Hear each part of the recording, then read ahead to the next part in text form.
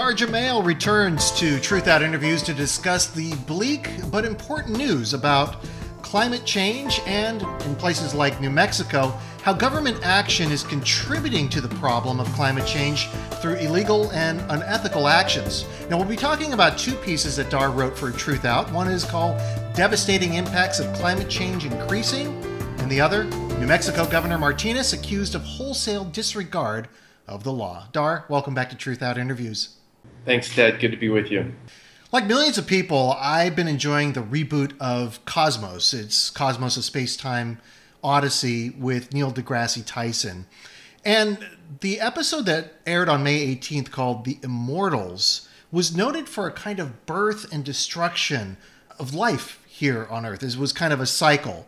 Now, as the climate changes, we've seen historically, as Neil deGrasse Tyson had highlighted in his Cosmos piece, that the level of social conflict increases. His example was ancient Mesopotamia and how their irrigation system eventually made the areas where they were farming essentially barren because so much salt deposits had accumulated in that area that they couldn't grow anything. And then you compound that with a drought, and a very a long one too. I think it was decades-long drought. And what he was highlighting was the level of social conflict that had increased as the level of resources decreased as well. As the climate changed, social conflict went up. The piece I read, the first piece on climate change that I read from you on Truthout, seems like we're heading in that direction, meaning that we're headed towards more social conflict. We are, Ted, and there's a lot of information already out there to back that statement up. In fact, one of my pieces a few months ago, I cited and quoted directly from the Pentagon report called the Quadrennial Defense Review Report. And this is a report that they put out every year. It's usually released in the early spring, and it talks about what does the Pentagon see as the major challenges for the U.S. military domestically and around the globe, and what do they need to do to prepare for it. And that report is pivotal because it shows very clearly that the military directly addresses climate change, acknowledges it as a full-scale reality, and then talks about how they are preparing for what they're expecting, which is increasing domestic unrest and problems around the world in regards to dwindling resources, as well as responses to extreme weather events. So the next Katrina, the next Hurricane Sandy, the next massive drought, the next massive flood, and the unrest that's all going to cause.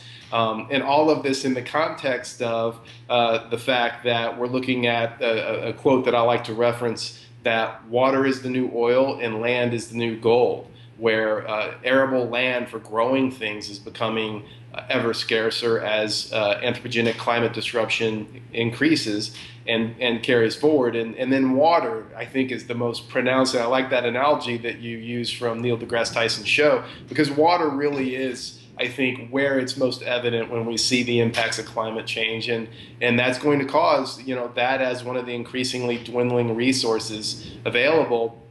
And then the impact that naturally translates into agriculture, that is going to cause massive unrest. And we're already seeing it in developing countries as we speak. There are literally resource wars, meaning water and food, but we're going to see that more and more here in the U.S. In the not so distant future, and the Pentagon's already preparing for it. Yeah, and I live in California. We're going through a severe drought, and there's already water wars with not only cities and regions versus agriculture, and there are many farmers that are leaving their fields fallow because they just don't have the water to irrigate them. That's right. So we're seeing kind of water wars with a gloss over them in the U.S., where they're still being handled by more diplomatic means in the judicial system. But we're seeing, of course, literally overt violent water wars in other countries. And this is something that's not out of the realm of possibility of happening in the United States. You bring up the Pentagon report, and that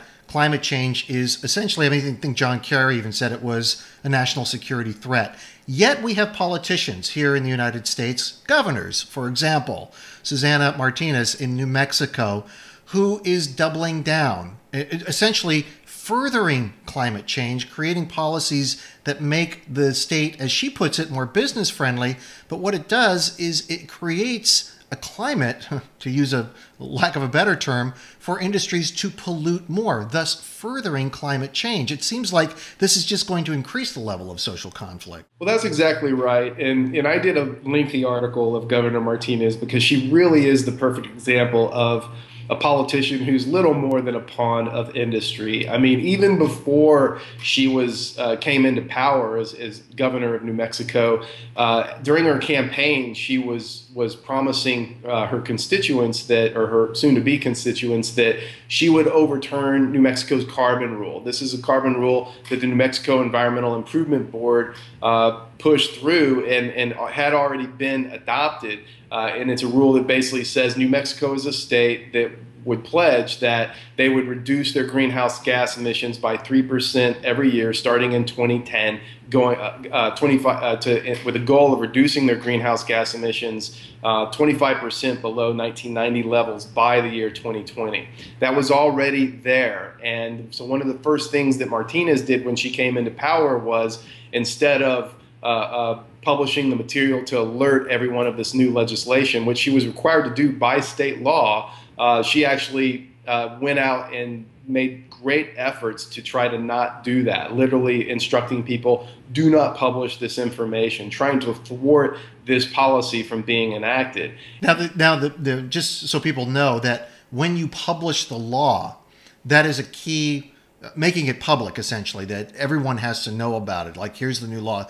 That's key in implementing the law, isn't it? Is it not? Absolutely. It's part of the legislation. It's written into the Constitution of the state that they had to do that. It was going to be published in the New Mexico Register to alert all the state's residents of the new rules. And she was literally caught on record, there's documents to prove it, telling bureaucrats not to do it. So the several forces within New Mexico, the New Energy Economy, an NGO working towards bringing more solar power to the state, the executive director, Muriel Nanasi, I interviewed for the article I wrote. She, along with other lawyers, were instrumental in then pushing back and forcing the Martinez administration to adhere to the law. And they did win against her in court that, no, this carbon rule is going to stay, and you have to alert residents. You have to follow the Constitution and alert people to its being a reality. But that was one small victory against a tidal surge of anti-environmentalism by Martinez, helping pass, basically she's appointed people throughout the government who, one man like Ryan Flynn, literally a lawyer for the copper industry, who came into power, and she put him in a key environmental position to basically just railroad through legislation that would enable copper mining, which is huge in the state, to pollute the groundwater at will where they do business. And so that, along with myriad others, which I'm going to continue to do stories on, to show that she, like other governors and congresspeople and senators on the federal level of her ilk, meaning pro-industry, Tea Party types that are absolutely charging forward with legislation that is not only ignoring climate change and what needs to be done to try to mitigate it, but really making things exponentially worse. During campaigns, for politicians will often talk about jobs. Now, people do need jobs. You and I need jobs. Everyone needs jobs so we can support ourselves, support our families, and live. However, if you look at, like, Susana Martinez, the kind of jobs that she is promoting, the type of industries that she's promoting are the very industries that are going to disrupt the climate more. This is quite a contradiction that is certainly producing a lot of anxiety in people. There may be people that are very supportive of environmentally friendly legislation that will curb greenhouse gases, that will curb the level of pollution in the groundwater and everywhere in the environment, locally and across the globe.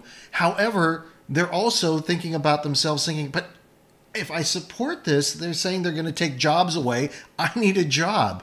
And it's producing anxiety not only in people, but, as you highlight in your piece, young people. I have an 18-year-old, and sometimes she feels like, with the level of environmental change that is going on, she wonders, why is it important for her to even bother with college or anything like that if the world seemingly is going to end for her?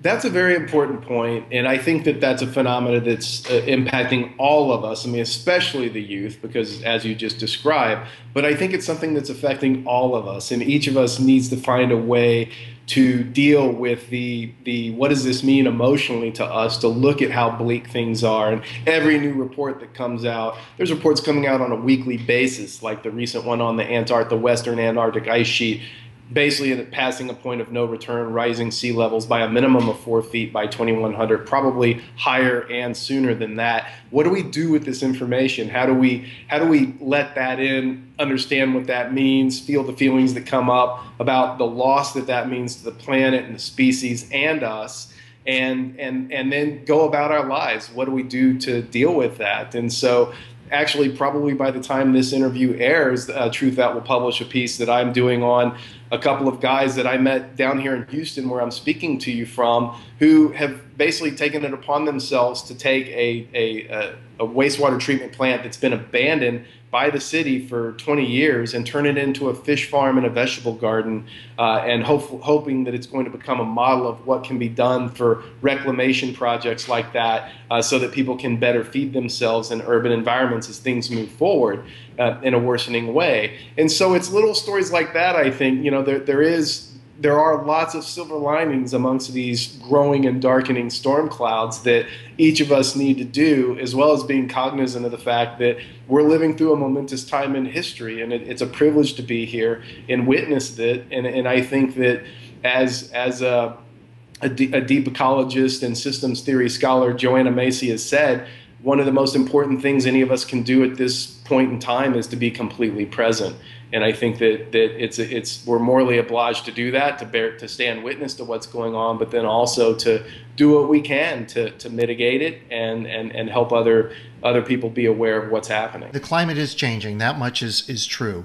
The policies enacted to prepare for this kind of large-scale climate change and to decrease the amount of drought, of flooding, of air pollution and so forth, it will be disruptive. It will be challenging, but it is important for people to stay involved.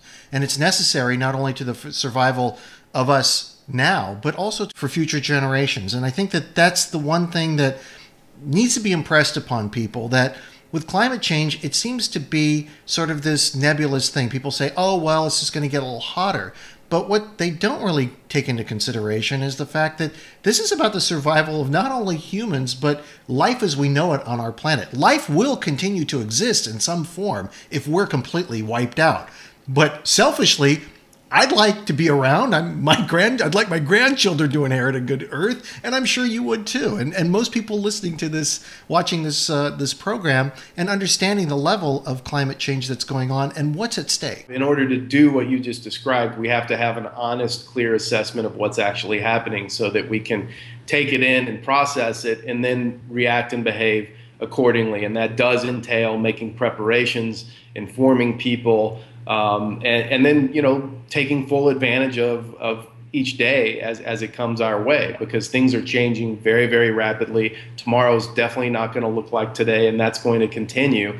And so we have a certain amount of time on the planet. How are we going to use it? And that fact has never been more apparent than today. And also getting involved in the political process. I think electing people who understand what is at stake and have the power to do something about it, because that's a key factor there. And I think that people tend to feel powerless when they don't realize that they do have the power to get themselves involved in the political process. It is key, particularly given that half of the Republican Congress persons are on record of either being climate change deniers or expressing enough doubt that they're unwilling to sign on to any climate change related legislation. So certainly our work is cut out for us, but at the same time, that means there's plenty of things that people can and should do. Dahr Jamail, thank you so much for being on Truthout Interviews. Always a pleasure, Ted. Thank you. You can read Dahr's work on Truthout, share it with your social networks, and be active in the political process. Thanks for watching Truthout Interviews. I'm Ted Asregadoo. See you next time.